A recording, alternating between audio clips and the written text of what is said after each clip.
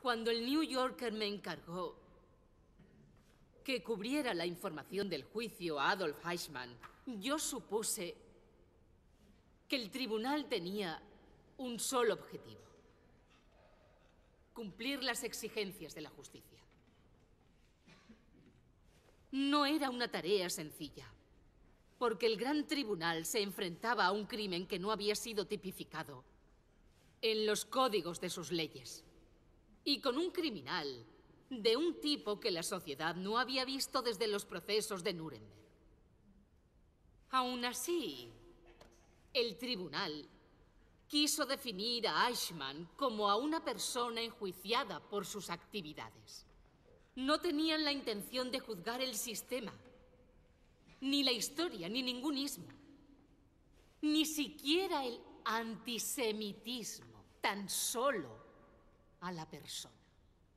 El problema vino cuando el nazi Adolf Eichmann rechazó insistentemente cualquier acusación que tuviera que ver con lo personal, como si no tuviera nada por lo que pudiera ser o castigado o perdonado. Él protestaba una y otra vez ante las acusaciones del fiscal, diciendo que él nunca había llegado a hacer nada por iniciativa propia, que jamás había tenido intenciones de ningún tipo, buenas o malas, que él solamente había cumplido órdenes.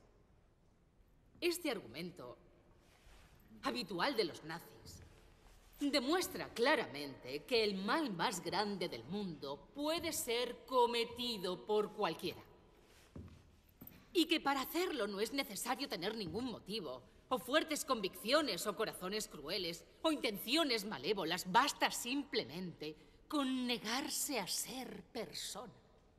Y por eso a este fenómeno he querido llamarle la banalidad del mal. Señorita Arendt, está olvidando lo más importante de la polémica: que habrían muerto menos judíos si sus líderes no hubiesen cooperado con los nazis. Esta cuestión, que se llegó a plantear en el juicio, me obligó a concretar el papel de los líderes judíos que participaron directamente en las actividades de Eichmann. Usted culpa al pueblo judío de su propia exterminación. Yo nunca he echado la culpa al pueblo judío. Era imposible resistirse. Pero tal vez exista algo que esté entre la resistencia y la colaboración. Y solo en ese sentido estoy diciendo que quizás algunos de los dirigentes judíos podían haber actuado de otra manera.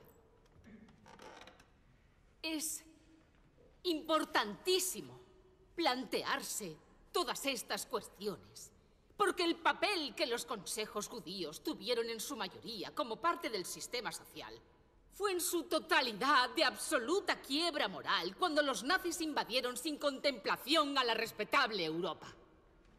Y no solo en Alemania, sino en casi todos los países. No solo actuaron mal los verdugos, también algunas de las víctimas. Sí.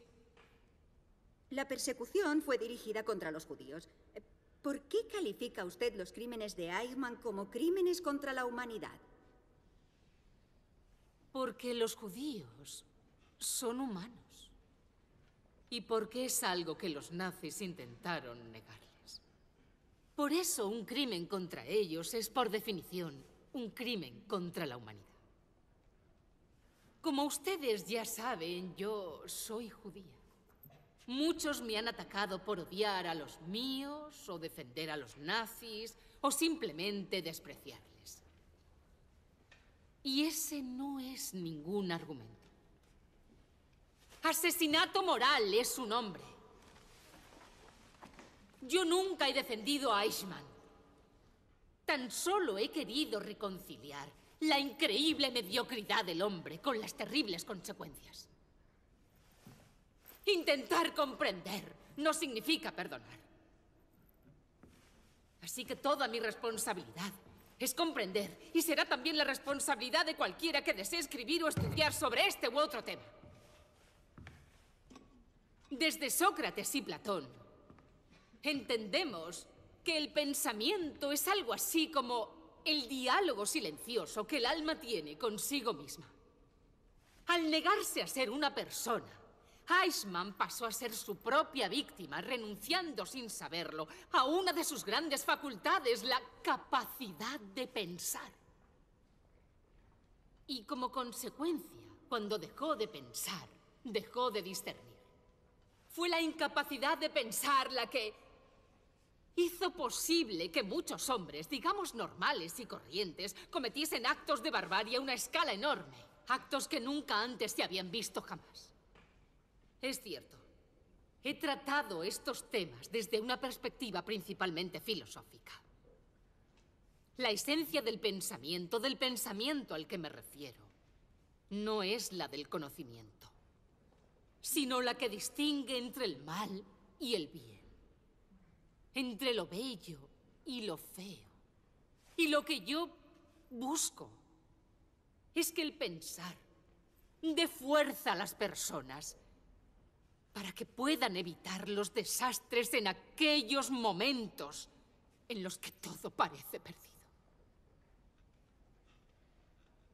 El mundo empeñado en hacerme entender que no tengo razón.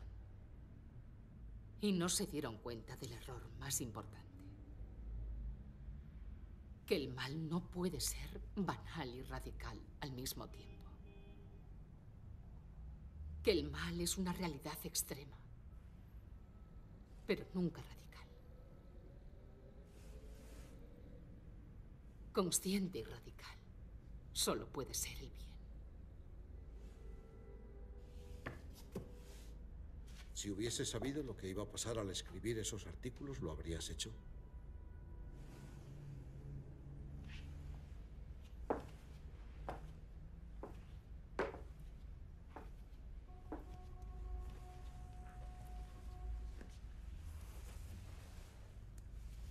Sí. Claro que lo habría hecho.